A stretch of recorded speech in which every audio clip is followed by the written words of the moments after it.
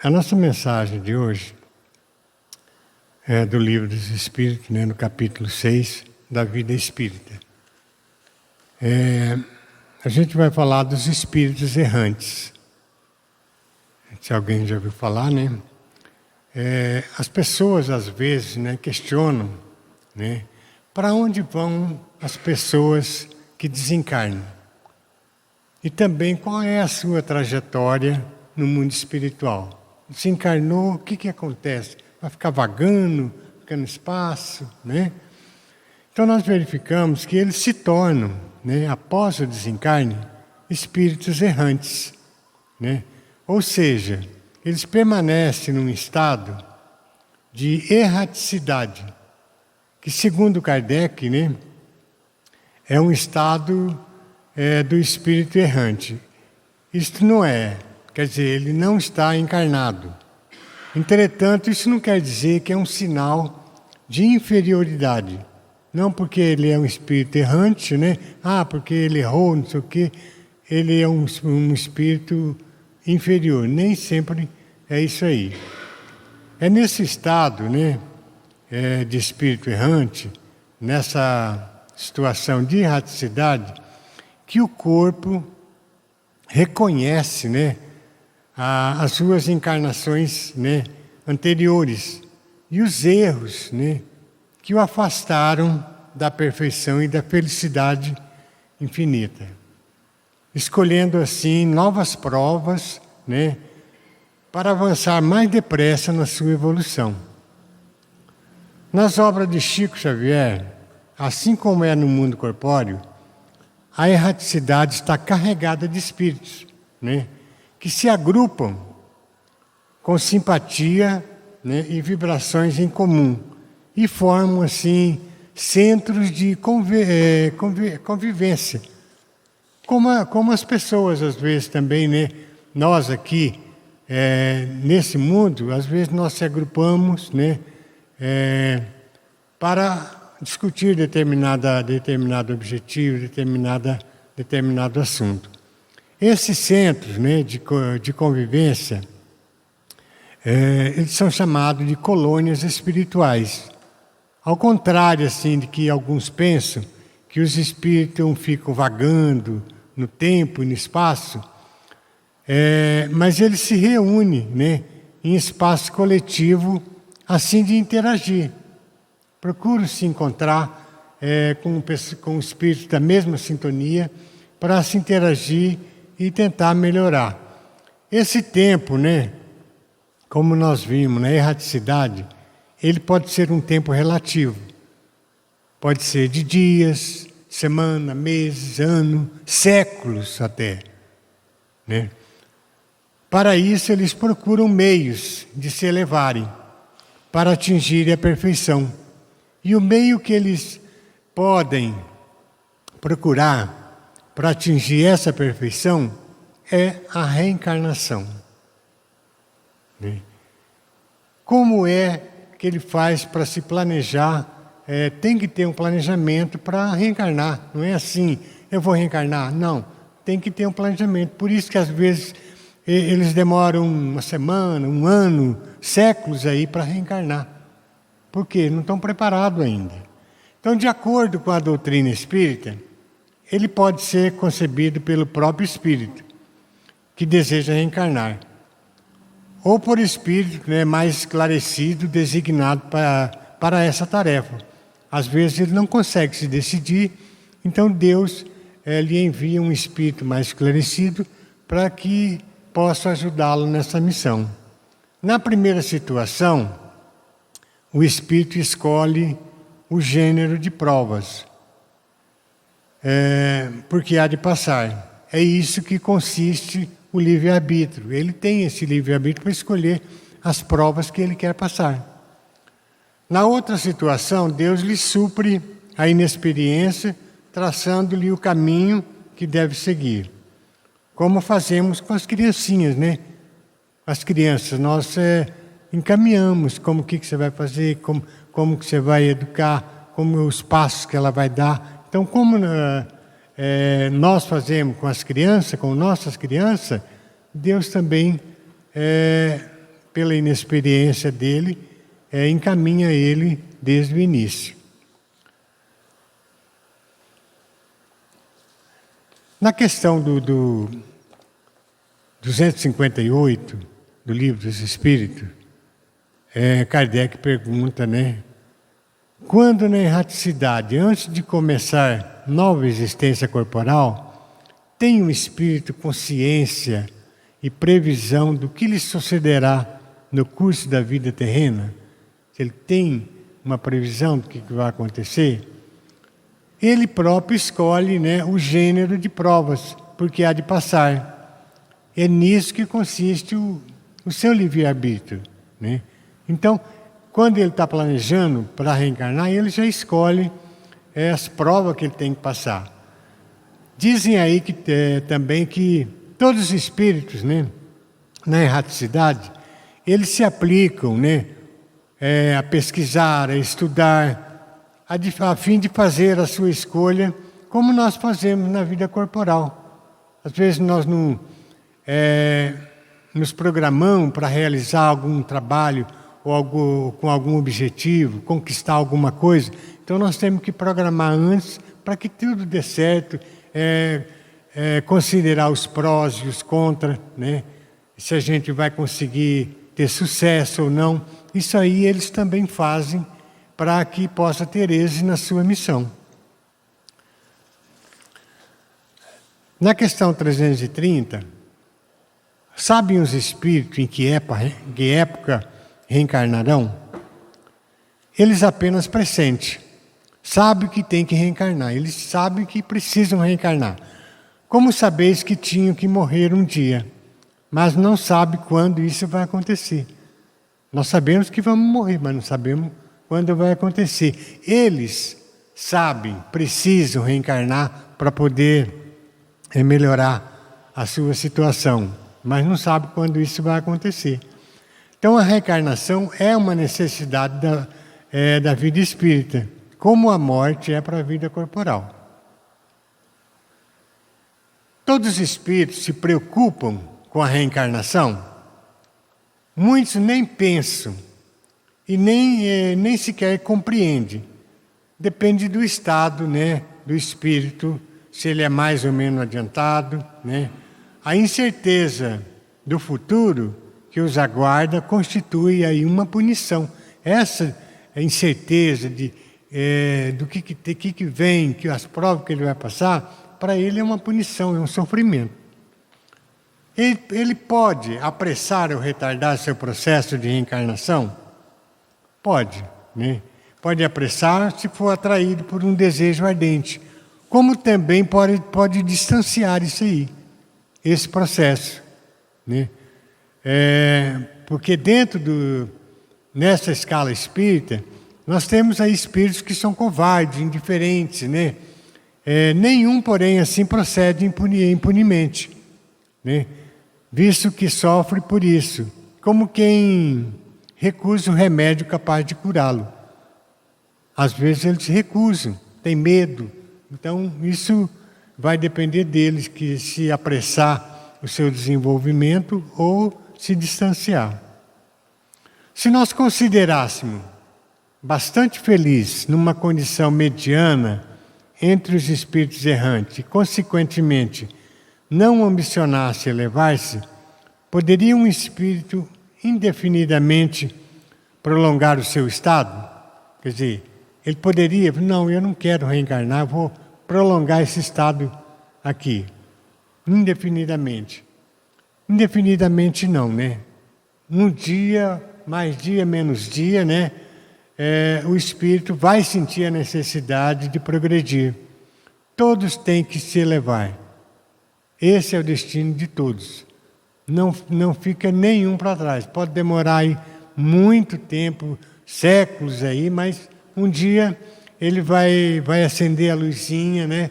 E vai cair a ficha e falar assim, não, eu não aguento mais essa situação.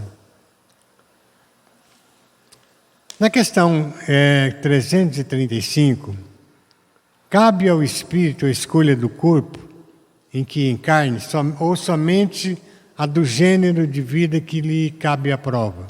ele pode escolher o corpo? Não, eu quero me encarnar em tal corpo assim, assim. Ou naquela família assim, assim. Ele pode escolher o corpo. Entretanto, as imperfeições que este apresente ainda serão para o espírito provas que lhe auxiliarão no progresso.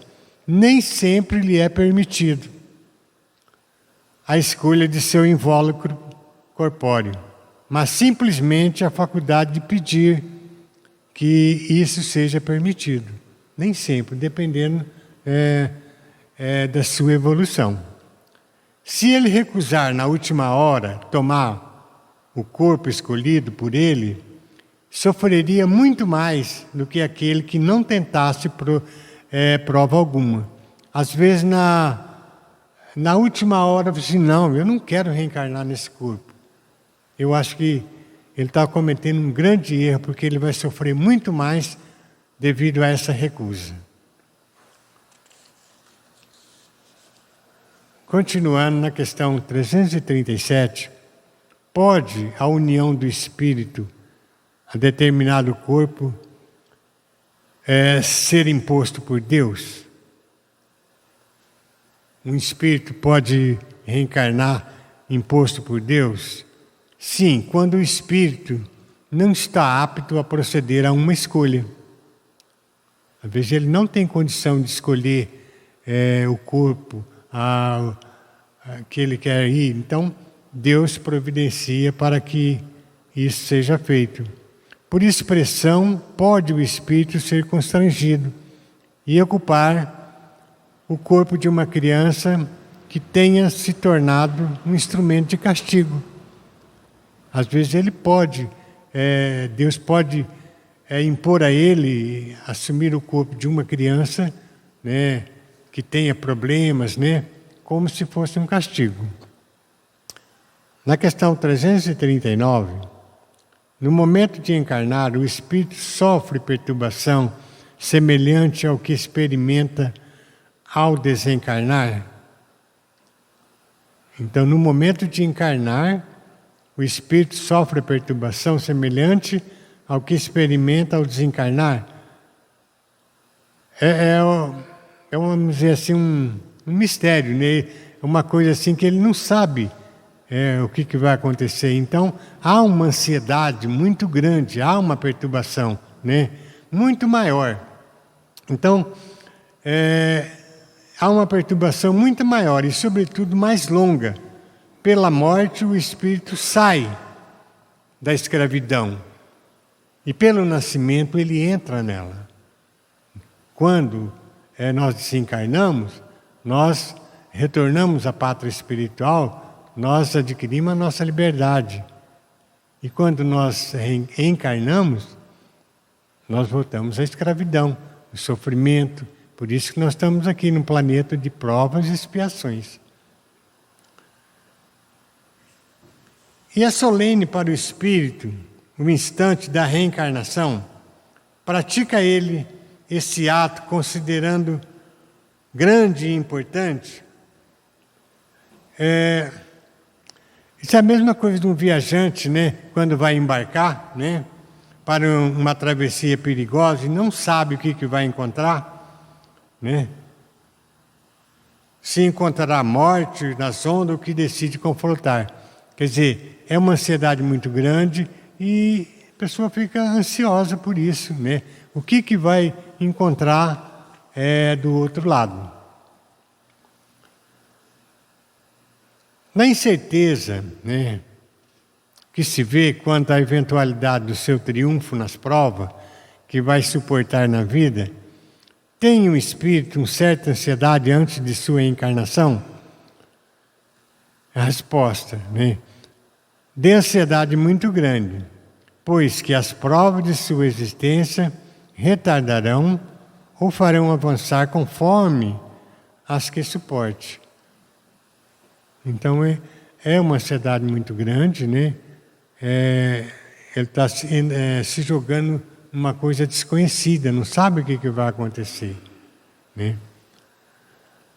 Bem, meus irmãos, nós temos aí, diante dessas considerações, né, do livro das perguntas dos livros dos Espíritos por Kardec, o planeta Terra, esse planeta de provas e expiações, nós temos aí encarnados, né, em torno de 7 a 8 bilhões de encarnados. E desencarnados, espíritos, nós temos o triplo, né, em torno de 20 a 25 bilhões. Então a fila para encarnar é muito grande, muito. Tanto nesse mundo como em outros mundos, né? Então,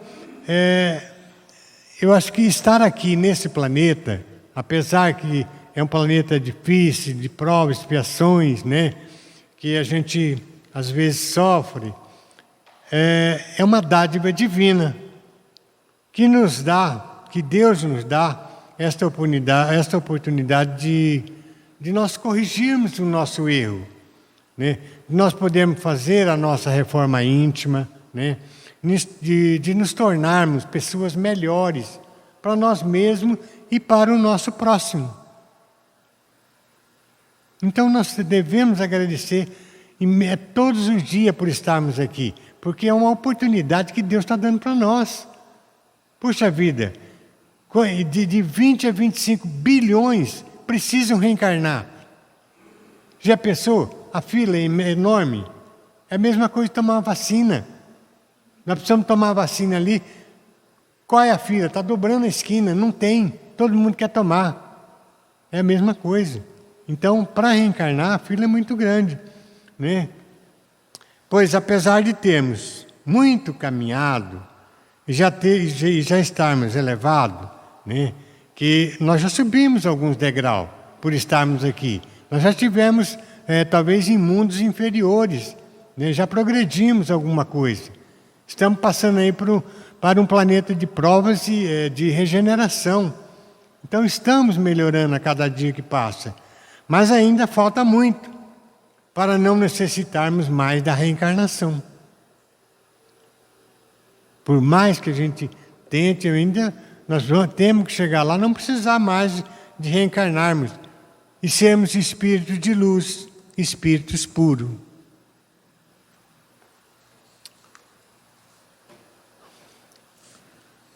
Gente, para complementar, eu achei muito bem a propósito, uma colocação que foi feita no grupo, né? E bem interessante, gostei muito, né? E até na última hora agora, eu passei aqui, é um relato de Chico Xavier, né? Dívida e resgate. Se alguém tem lido, né? Deve ter lido no grupo, né? Que fala que uma das cunhadas de Chico Xavier teve um filho anormal. Braços e pernas atrofiadas, olhos cobertos por uma espessa névoa, mantinham-no mergulhado na mais completa escuridão. Inspirava medo às pessoas que o viam. Era tão deformado que a mãe, ao vê-lo, teve um choque e teve que ser internada em um hospital psiquiátrico para doentes mentais. Que ela assustou tanto, né? Com aquilo. E Chico ficou, então, com seu sobrinho. Seu sobrinho ficou para Chico. Cuidar dele não era fácil. Medicá-lo, banhá-lo e aplicar um clíster diariamente. Clíster é esvaziar o estômago, né? Para que ele se sentisse mais aliviado, né? Muito difícil. E isso aí era diariamente, tinha que fazer. Vê a dificuldade que é, né? O mesmo não deglutinava. E para alimentá-lo, Chico tinha que formar assim, uma bola, né? Vamos dizer assim, a bola de carne, alguma coisa assim, e colocar na boca dele e empurrar com o dedo, para ele poder engolir.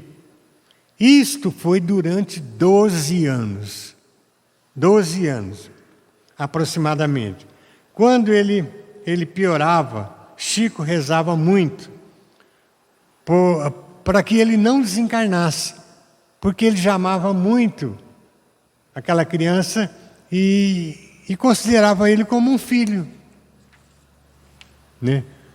Um dia Emmanuel disse: ele só vai desencarnar quando o pulmão começar a crescer e desenvolver e não encontrar mais espaço no corpo, né?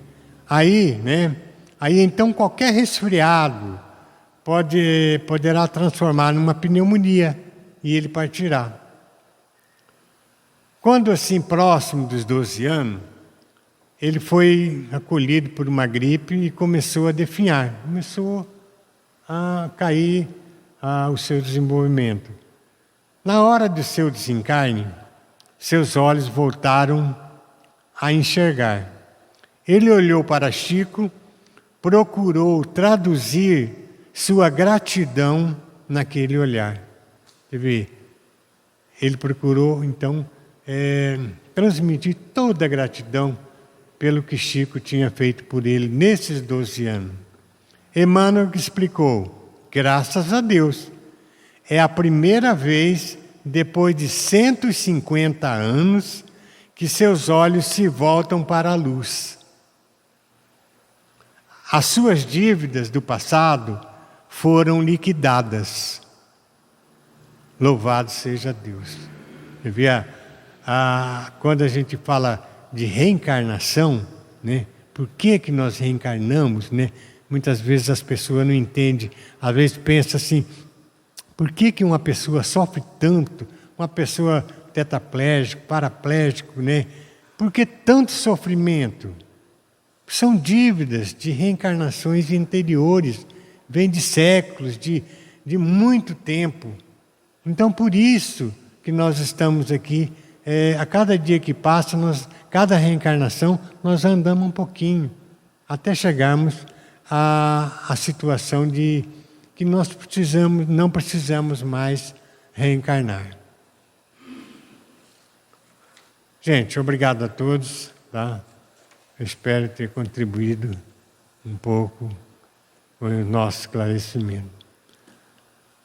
Vamos fechar nossos olhos, elevar nosso pensamento a Deus e agradecer, Senhor nosso Deus, nosso Pai, que o Senhor possa estar sempre conosco em todos os momentos de nossas vidas, abençoando nossos filhos, nossos irmãos, nossos pais, abençoando aqueles que perderam seus entes queridos e confortar aqueles que estão aqui ainda.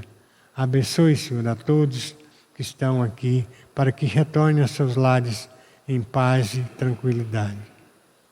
Hoje, agora e sempre, que assim seja.